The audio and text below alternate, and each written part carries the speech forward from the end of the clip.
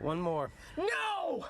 It's been 4 hours! Welcome back to Chess and Media. I'm Sarah Herman, a former USCF chess expert. If you're wondering why I'm dressed like it's the mid-2000s, that's because today we're looking at an episode of Malcolm in the Middle. I feel this show needs no introduction, but if you have never seen it, it's like a boy genius who is in a dysfunctional family. So again, there's actually 2 episodes where chess is mentioned. The first one is an entire episode. For the first part of this, we're looking at a cold open from season 2, episode 11, where Malcolm is playing a chess game versus his father, Hal, or I don't know if you recognize him, but he's been in some other stuff as well. Alright, this is the first good look we get at the board. We can only see the king side from Hal's perspective, but this is a really good start. Now we're looking at it from Malcolm's perspective, and we can actually see the entire board. But suddenly the position looks very different. At first looked like the king was on g8, now it's very clearly on f8, and we can see that there's a knight on h8, shout out Chess Doofus, go subscribe to him, and there's a rook on e8. The bishop, knight, pawn, and rook seem to be in the correct places. The white king somewhere around here, and black has some pawns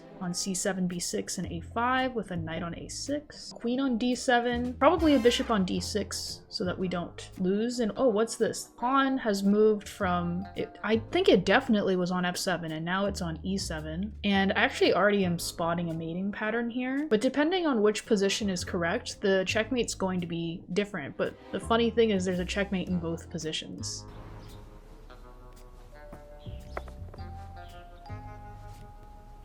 So Hal picks up his bishop.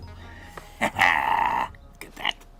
And we're supposed to believe this is checkmate. But then when the camera switches back to Hal's perspective, position again changes to the one where there's a king on g8, and then everything's just shifted over slightly. And in this position, this is checkmate because bishop takes h7, the king is basically smothered. Why is there a knight on h8? But pause the video here if you want to find the checkmate in the other possible position. Check.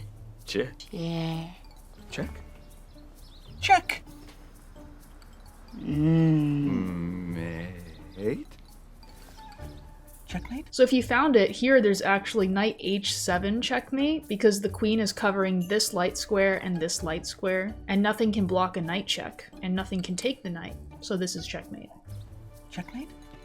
Checkmate, so it is! So that scene didn't really set my expectations super high for this episode. I'm expecting quite a lot of nonsense here. I mean, at least it was a checkmate in 50% of the possible positions. So now we're gonna jump ahead to season 4, episode 19, Future Malcolm. Now this episode is like a crossover between Breaking Bad and Seinfeld and Malcolm in the Middle. There's a subplot that has nothing to do with chess, but it makes me so mad I might say something about it anyways. The episode starts out with Malcolm wanting to go see a meteor shower, but none of his family members are interested in waking up at 5 in the morning and driving to see some science-y stuff. So Malcolm's really disappointed that he didn't get to see it, and he's blaming it on the fact that everyone else besides him is an idiot. And during his rant, walking through the park with Stevie, they pass by Jason Alexander, or George Costanza from Seinfeld, and here he's playing a chess park bum. Honestly, this casting is immaculate. He did such a good job. How could you possibly think that the Nimzovich defense would work against me?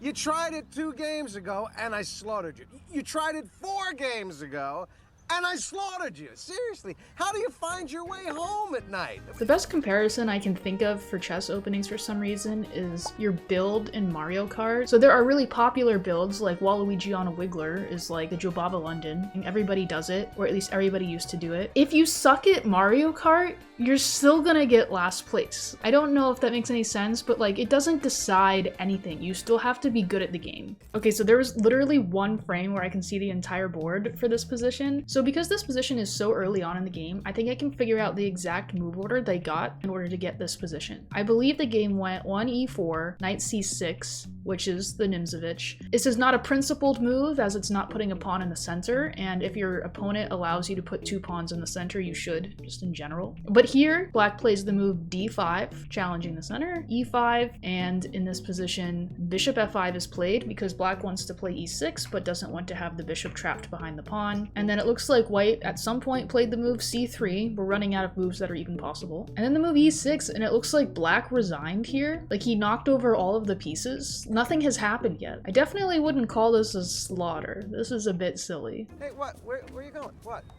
I'm just gonna call this character George because it's easier for me. George is acting like a really typical chess player, like pain in the ass when he loses, but also a pain in the ass when he wins. Who wants to play? Eddie!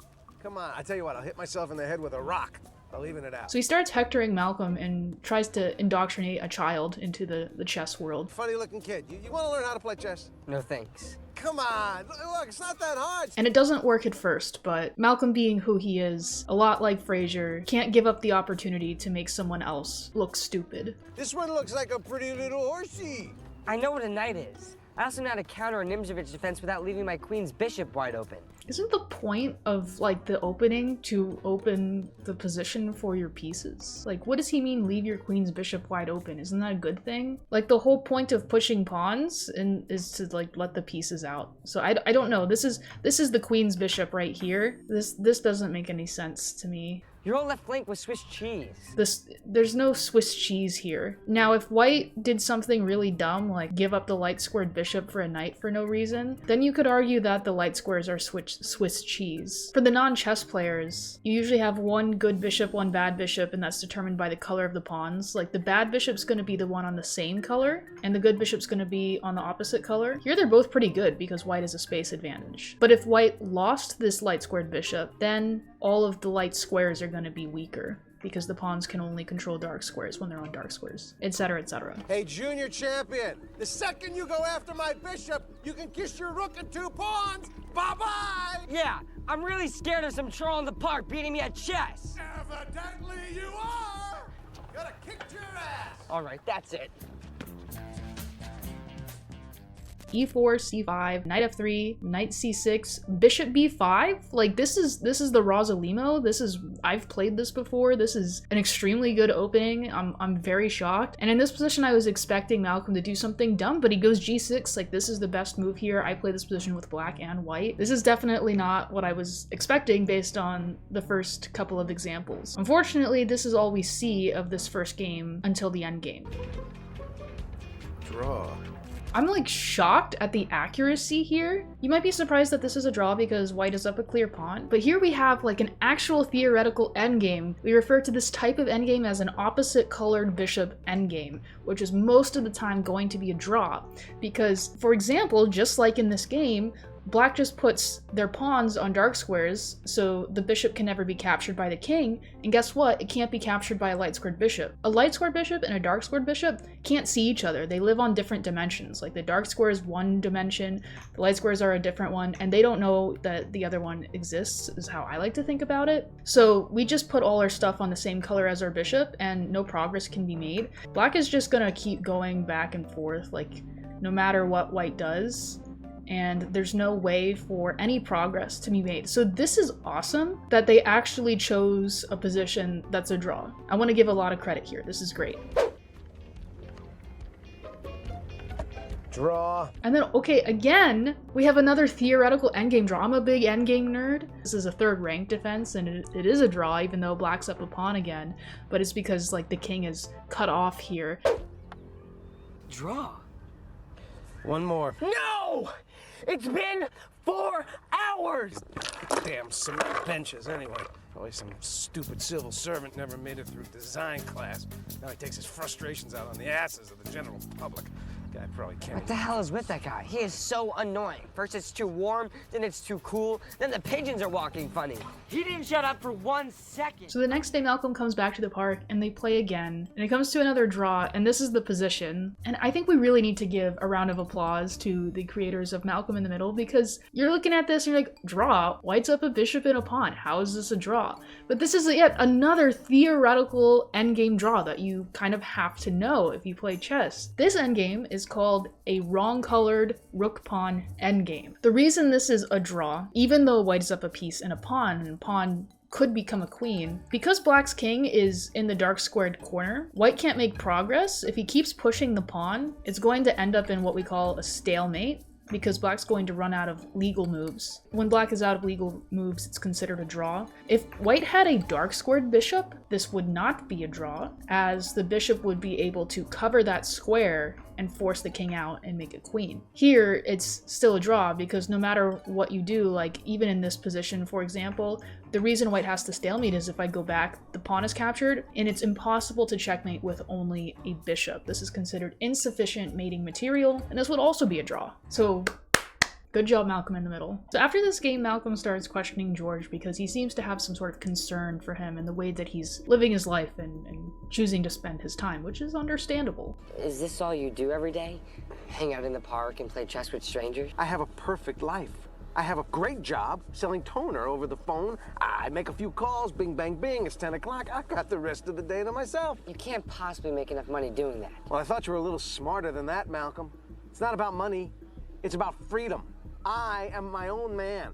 I do what I want, when I want. I don't answer to anyone for anything. Because I grew up in this environment where I only hung out with people like this character, this is how I used to think. Thankfully, I got out of it and I realized it was dumb, like, you know, before it was too late, but this is why I say I'm not smart. Like, okay, maybe Malcolm is smart because he sees it right away. Like, he's not getting tricked into this way of thinking. Where's my 20 bucks, Leonard? Said you'd have it on Monday. Yeah, I have it. It's right here. I couldn't find it, and then I had some important business meetings that I had to get to. But here, 13, 14. Meanwhile, like, the subplot is Hal just, like, poisoning his wife. I know that that's a really extreme way to describe what's happening, but, I mean, if you're, like, tampering with someone's food, you're poisoning them. Oh, you gotta see this. Physically hurts, doesn't it? Yeah, yeah, he's such a loser that it hurts him to look at bad chess positions. I'm not like that, so can't relate. Listen, I was talking to this guy in there. I got you a job interview. You are a miserable person. You barely have a job, and you're completely dysfunctional when it comes to communicating with people. And that's my fault. It's not everyone else in the world. George is too proud, though, and he doesn't want the job. He thinks his life's good the way it is. And Malcolm suggests that they play a game of chess to decide whether he'll go to the job interview or not. It doesn't have to be like that. Forget it. I'm not wasting my time on some stupid job interview because you have some desperate need to save yourself through me. Screw this. I'll play you for it. Why bother? We draw every game. Not this time. Fine, but if you don't win, never bring this crap up again. You're on. So this is probably going to be the most important game. Maybe we'll see the whole thing and get some really interesting content out of this. Or not. Where's my money, Leonard? Run! So how much does this job pay? So that was a bit of a wake-up call for George, and he accepts the job interview, and he needs to get over his biggest obstacle as a chess player, and that's learning how to work well with other people. My resume? Forget this. You can't learn anything from a resume. So, tell me about your employment history. So he's basically tortured for an hour in this interviewing process, trying to hold his tongue and not say anything nasty. Let's talk about respect. Not self-respect, but respect for one's superiors. Now, I remember a time, think quick! That's just a little management test I came up with to see whether you're the type of person who confronts problems head-on or avoids them. Which one were you? Good.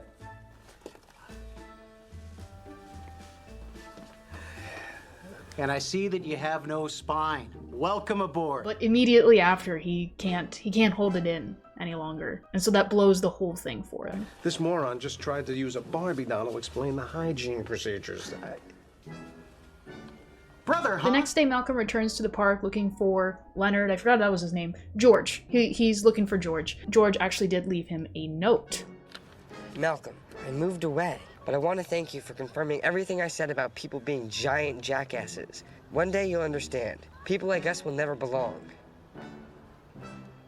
What does it mean, people like us? Oh God. Is that how people see me right now? This episode far exceeded my expectations. The last few were so disappointing. This one was like a breath of fresh air. Thank you to everyone who did support me on Patreon. They are going to pick what the next video is about. And I also wanted to let you know that this weekend, if you're seeing this when it comes out, I'll be playing a chess tournament and streaming it on my Twitch channel. So go follow me there if you want to follow along with my tournament. And I will be making a vlog, which I don't know how well that will do now that this is my new type of content, but you get to see like what an actual chess tournament is like. All right, that's about all I got. So thanks for watching, and I'll see you in the next video.